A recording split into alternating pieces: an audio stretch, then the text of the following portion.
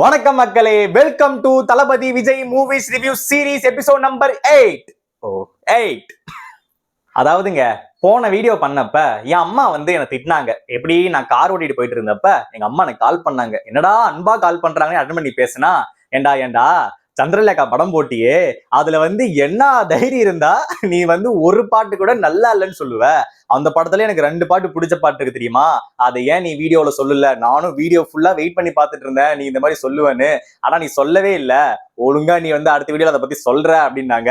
So அதனால அம்மா, கேக்குதாம்மா, உனக்காக தான் அதை நான் சொல்றேன். நானும் அதுக்கப்புறம் அந்த ஒரு 2 சாங் கேட்டு பார்த்தாங்க. அம்மா சொன்ன சாங் சூப்பராகவே இருந்துச்சு. அல்லாஹ் உன் ஆணைப்படி எல்லாம் நடக்கும் அப்படின்னு சொல்லிட்டு ஒரு சாங். அதுக்கு போய் கமெண்ட் செக்ஷன்ல போய் பார்த்தா அந்த சாங் நிறைய பேர் இந்த சாங்லாம் நான் அந்த டைம்ல கேட்டுட்டு இருப்பேன், எனக்கு ரொம்ப பிடிச்ச சாங், ரிப்பீட் மோட்ல நான் கேட்கிறேன் அப்படின்னு சொல்லிட்டுலாம் நிறைய பேர் கமெண்ட் போட்டிருந்தாங்க. அது மட்டும் இல்லாம இன்னொரு சாங் வேற இருக்குங்க, அதை கேளுங்களேன்.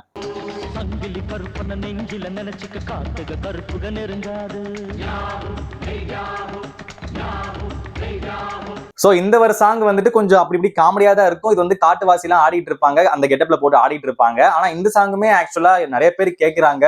அம்மாக்கும் பிடிச்ச சாங். அம்மா கேட்டுக்கிட்டியாமா, உனக்காக இந்த பதிவு நான் பதிவு பண்ணிக்கிறேன். சரி, ஓகேங்க. இன்னைக்கு நாம என்ன படம் பார்க்க போறோம்னா, தளபதி 8 அப்படிங்கிற படமான கோயம்புத்தூர் மாப்பிள்ளை. நான் பையனா பொண்ணா எப்படி இருக்கேன்? பயப்படாதீங்க, எப்படி இருக்கேன் சொல்லுங்க. மேக்கப் போட்டுருக்காங்க, இவங்க தான் மேக்கப் போட்டு இருக்காங்க.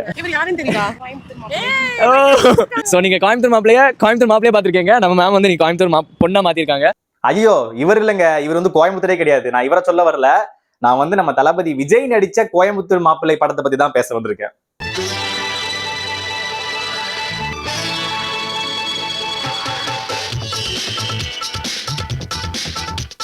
கதை ஃபர்ஸ்ட் நான் சொல்லிடுறேங்க. எல்லாருக்குமே கண்டிப்பா பார்த்திருப்பீங்க, ஆனா இருந்தாலும் நான் சொல்லுவேன், கேளுங்க. சிம்பிளான ஸ்டோரி தான்.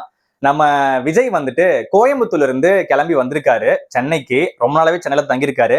சரி, வீடு கிடைக்கலன்னு சொல்லிட்டு ஒரு வீட்டுக்கு போறாரு. அங்க வீடை பாத்துக்கிட்டு இருக்காரு நம்ம கவுண்டமணி பேர் கோபால். நம்ம தளபதி விஜய் பேர் பாலு. என்ன காப்பாத்துங்க சார், என்ன காப்பாத்துங்க. நான் வந்துட்டேன்ல, இனிமே கலக்கல் தான். பாலு அங்க வீட்டுல போயிட்டு வாடகைக்கு குடியிருக்க போறாரு. அங்க ஒரு பாட்டியோட பேத்தியும் தங்கியிருக்காங்க. அந்த பேத்தி தான் சங்கவி. அவங்க என்ன ரோல் பண்ணிருக்காங்கன்னா சுமித்ரா அப்படிங்கிற ஒரு ரோல் பண்ணிருக்காங்க. அவங்க சுமித்ராவை 2 பேரும் என்ன பண்ணிருக்காங்க, அந்த வீடு ஒரு கோர்ட் கேஸ்ல இருக்கு. அதனால அந்த வீடை மீட்கணும்னு சொல்லிட்டு ஒரு கோர்ட்டுக்கு போயிட்டு வந்திருக்காங்க. சோ அப்ப சொல்றாங்க, கவுண்டமணி புது ஒருத்தன் பையன் வந்திருக்கான், அவனையும் தங்க வச்சுக்கிறேன்னு சொல்லிட்டு அங்க பாலுவையும் சேர்த்துக்கிறாங்க. சேர்க்கும் போதே சங்கவிக்கும் சுமித்ராவுக்கும் பாலுக்கும் அப்பப்ப பிரச்சனை வருது. சில டைம்ல 2 பேரும் முட்டிக்கிறாங்க. அதனால நம்ம ஹீரோயின் ரிவெஞ்ச் எடுக்கிறாங்க. சாக்கடைக்குள்ள இறக்கி விட்டுட்டு மோதிரத்தெல்லாம் தேட வைக்கிறாங்க. அதுக்கப்புறம் அவங்க இந்த ஒரு சில பல சீன்ஸ் எல்லாம் வருது. நீங்க போடுறதுக்கு என்னைய கூப்பிடுறீங்களா? வந்துடவா? இல்ல பாலு, நான் இருக்கேன் பாலு. இருப்பேன், நான் இருக்க மாட்டேனே. இதை தாண்டி ஒரு கட்டத்துல காதல் வந்துருது. நம்ம சுமித்ராவுக்கு பாலு மேல லவ் வந்துடுது.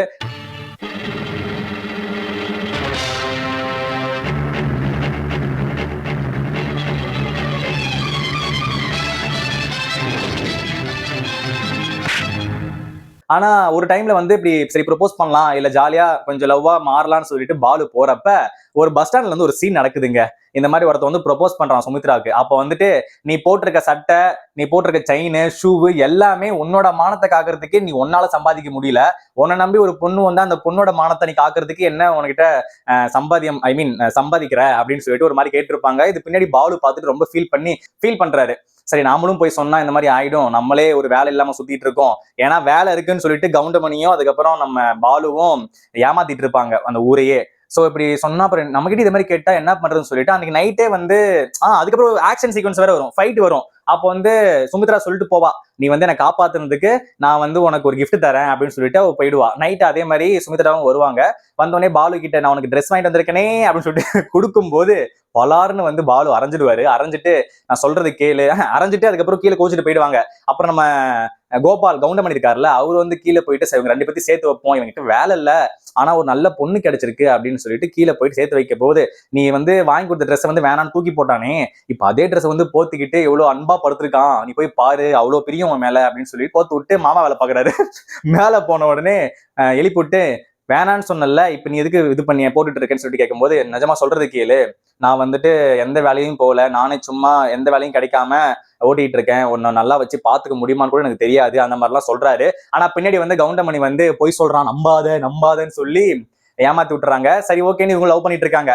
இது அவங்க பாட்டியும் கேட்டுறாங்க. கேட்டுட்டு வந்து ஒரு கோவில்ல வந்து உன்ன மாதிரி ஒரு நல்ல பையன் என் பேத்தி கிடைக்க மாட்டான்னு சொல்லிட்டு அவங்களும் ஒரு இடத்துக்கு போயிடுறாங்க. இந்த டைம்ல என்ன ஆயிடுது, ஹீரோ வந்து ஆல்ரெடி ஒரு சைக்கிள் தேடி இருப்பாரு, அந்த போலீஸ்காரன் வந்து தேடிட்டு இருப்பான். ஹீரோ வந்து வேலை தேடி போயிட்டு இருக்கிறப்ப அந்த இடத்த ஒரு அம்மா நகை வந்து ஒருத்தன் ஆடையை போட்டு போயிடும் துரத்திட்டு போறப்ப அந்த இடத்த வந்துட்டு ஹீரோ வந்து இவன் தான் திருடுன்னு சொல்லி ஹீரோவே மாட்டிப்பாரு. அந்த இடத்த சுமித்ரா வேற வந்துருவாங்க.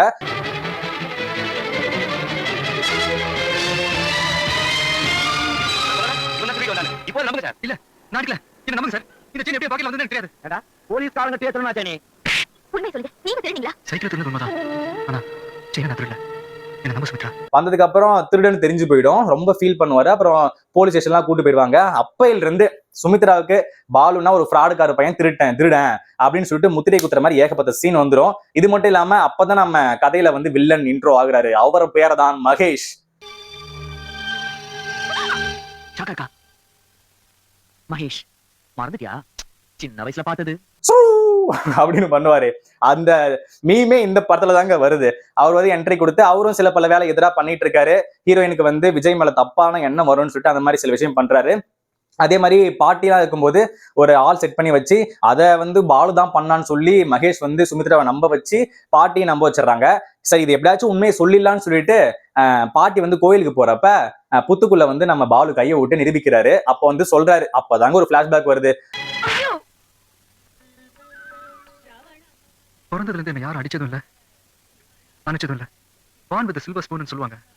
ஆனா நான் பிறக்கும் போதே கையில கொல்லி கட்டியோட தான் பிறந்தேன்.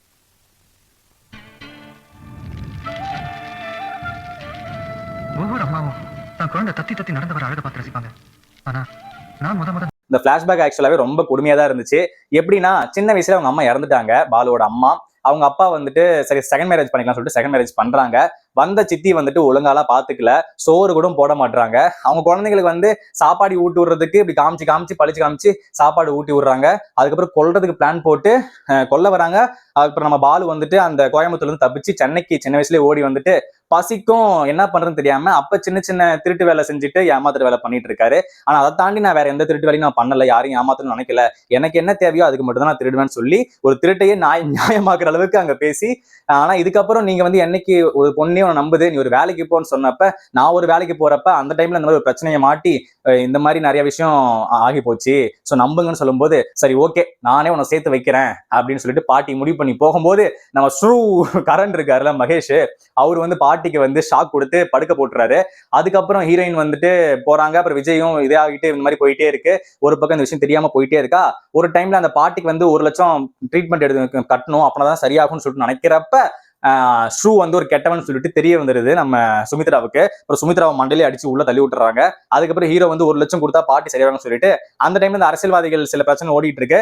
சோ அந்த அரசியல்வாதிகள் தலைவருக்காக தீ குளிக்கணும், அப்ப நான் 1 லட்சம் தரேன்னு சொல்லிடுவாங்க.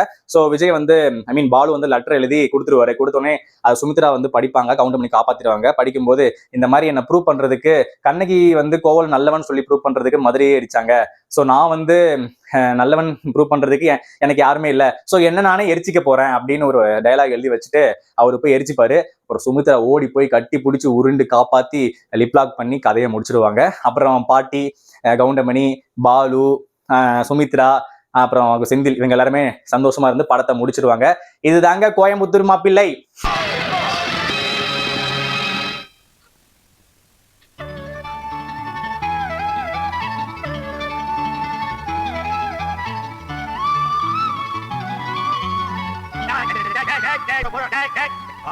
கோயம்புத்தூர் மாப்பிள்ளைக்கு பொண்ணு கிடைச்சிருச்சா? இது கோயம்புத்தூர்லயே நடக்கல முதல்ல படம். கோயம்புத்தூர்ல இருந்து ஒருத்தர் வந்து சென்னையில ஒரு பொண்ணு தேடுறதால கோயம்புத்தூர் மாப்பிள்ளை வந்து சென்னை பொண்ணுக்கு சேர்ந்துருச்சுன்னு சொல்லிட்டு கதையை முடிக்கிறாங்க. ஷ்ரூக்கு என்ன ஆகுனா, ஷ்ரூ வந்துட்டு அந்த அப்பையும் நான் விட மாட்டேன்னு சொல்லி அவர் எரிச்சிப்பார்ல பாலு, அந்த இடத்துக்கு போயிட்டு துப்பாக்கி போலீஸ்காரங்கிட்ட இருந்து புடுங்கி சுட போவாரு. டக்குன்னு கவுண்டமணி எட்டி ஒரு உதச்சி கீழே தள்ளி அந்த கூட்டத்திலேயே மிதி வாங்கி ஷ்ரூ வந்துட்டு இறந்து போயிடுவாரு. ஸோ மகேஷ் ஆகிய கரண் ஆகிய ஸ்ரூ வந்து அவுட்டு. கோவிந்தா கோவிந்தா. இதுல ஏகப்பட்ட காமெடிஸ், ஏகப்பட்ட மீம் டெம்ப்ளேட்ஸ்லாம் இந்த படத்துல தாங்க வந்திருக்கு. முக்கியமா அந்த கரண் அவரோட ஸ்ரூ அப்படின்னு அந்த பண்ற காமெடி இருக்குல்ல, மீம் டெம்ப்ளேட், அது இந்த படத்துல தான் இருக்கு. அதுக்கப்புறம் சார தெரியல சாரதா பிரிட்டிஷ் இளவரசரு அப்படின்னு காமெடி பண்ற கவுண்டமணி, அதோட டெம்ப்ளேட் ஹிட் ஆச்சா, அந்த டெம்ப்ளேட் இதுல தான் இருக்கு.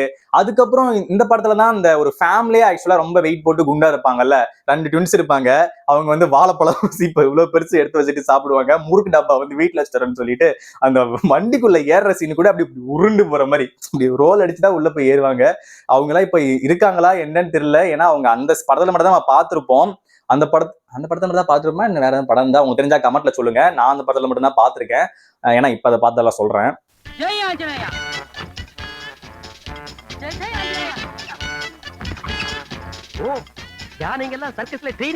சோ இந்த காமெடிஸ், சோ இந்த அப்புறம் வடிவேலு வடிவேலுன்றேன் அப்புறம் கவுண்டமணி செந்தில் அந்த காம்போ, இது எல்லாமே ஆக்சுவலா இந்த படத்துல தாங்க வருது. எல்லாமே ஆக்சுவலா சூப்பரா இருந்துச்சு, நல்லாவே இருந்துச்சு, நல்லா ஒர்க் அவுட் ஆயிருந்துச்சு காமெடிஸ் எல்லாமே.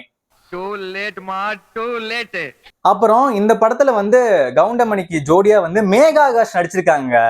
மேகா ஆகாஷ் யாருன்னு தெரியல, இவங்க தான் பாருங்களேன்.